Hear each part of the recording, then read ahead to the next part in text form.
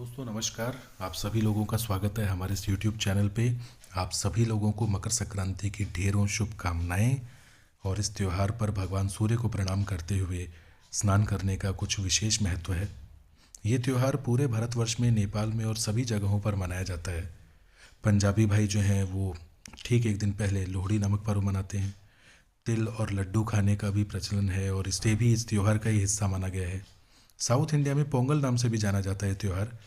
और north India में पतंगे उड़ती हैं, फ्लाइट्स कम, पतंगे ज़्यादा। चलिए देखते हैं ये संक्रांति है क्या चीज़।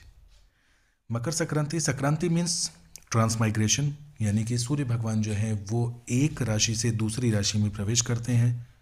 कुल 12 राशियां हैं हिंदू रीति रिवाजों के अनुसार, तो इसका मतलब 12 संक्रांतियाँ होंगी, बिल्कुल होती हैं।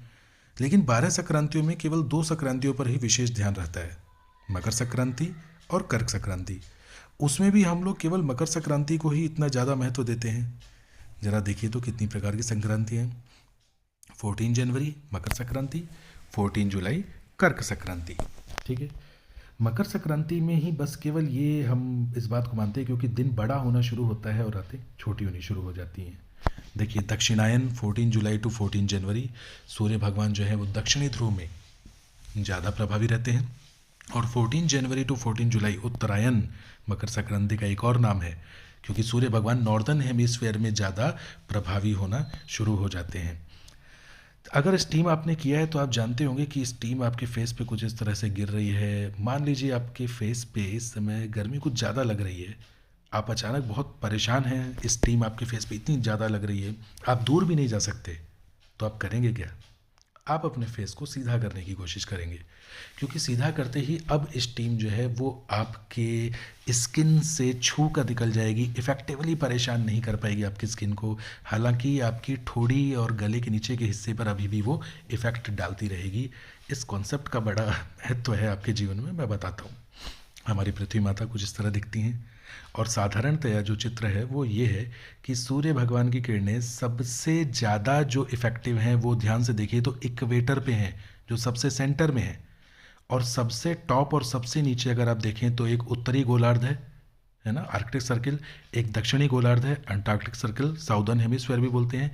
सूर्य की किरणें छू कर गुजर रही हैं वहाँ से। अरे तभी तो ध्रुवों पे बर्फ़ जमी रहती है, पोल्स पे हमेशा बर्फ़ इसीलिए जमी रहती है। वही आपका स्टीम वाला कॉन्सेप्ट आप याद कर लीजिए। और सेंटर पे सबसे ज़्यादा मुश्किल यही है, क्योंकि सूर्य की किरणों के बिल्कुल सामने है तो उसको तो गर्मी एक्सेप्ट करनी ही पड़ेगी, सोखना ही पड़ेगा। समझ पा रहे हैं? और पृथ्वी माता हमारी 23.5 डिग्री पे टिल्ट है। इससे 6 महीने के दिन और 6 महीने के रात होने में बड़ा इफेक्ट पड़ता है, वो भी पोल्स पर। जी, वास्तविक डायग्राम ये है। अब आप ध्यान से देखें, जो नॉर्दर्न हेमिस्फेयर है जहाँ लिखा है अर्थ एक्सेस टॉप फ्लोर पे, वो जो है वो अंधेरे में डूबा हुआ है। और साउदर्न जो है वो सबसे नीचे जो है वो उजाले में है। 6 महीने का दिन, 6 महीने की रात। सेंटर वालों जो हैं इक्वेटर पे हैं, बिल्कुल सीधी लाइन पे देखिए सबसे सेंटर में, उन्हें अभी भी गर्मी का सामना करना पड़ रहा है क्योंकि सूर्य की किरणें सीधी गिर रही हैं।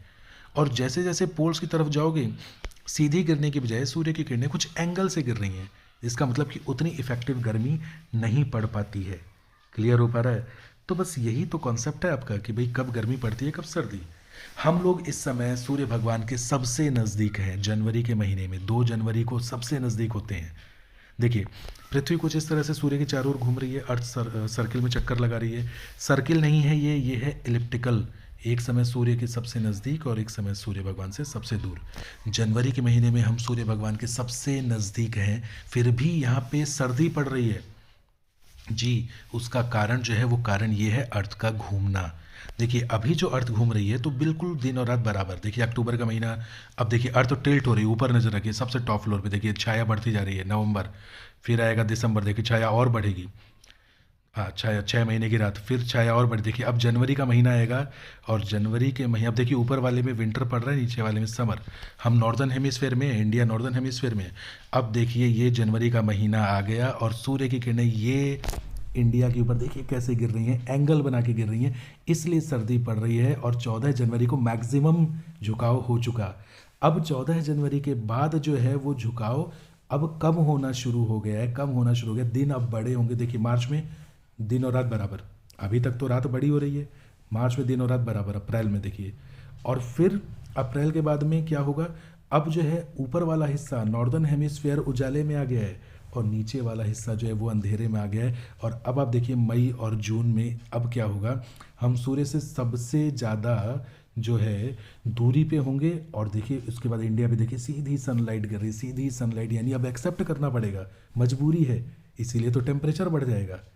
देख पा रहे हैं सूर्य जो सनलाइट है वो कैसे एंगल बना के गिर रही है। अरे यही तो कॉन्सेप्ट है। 14 जनवरी में अर्थ मैक्सिमम टिल्ट हो जाती है, यानी मैक्सिमम एंगल बन चुका होता है सर्दी का। जो दिन है वो छोटे, रातें बड़ी हो जाती हैं। और 14 जनवरी के बाद में जो है वो सूर्य भगवान फिर से उत्तरायण नॉर्दर्न हेमिस्फीयर में शिफ्ट होना शुरू हो जाते हैं और इस त्यौहार को मनाया जाता है। Thank you.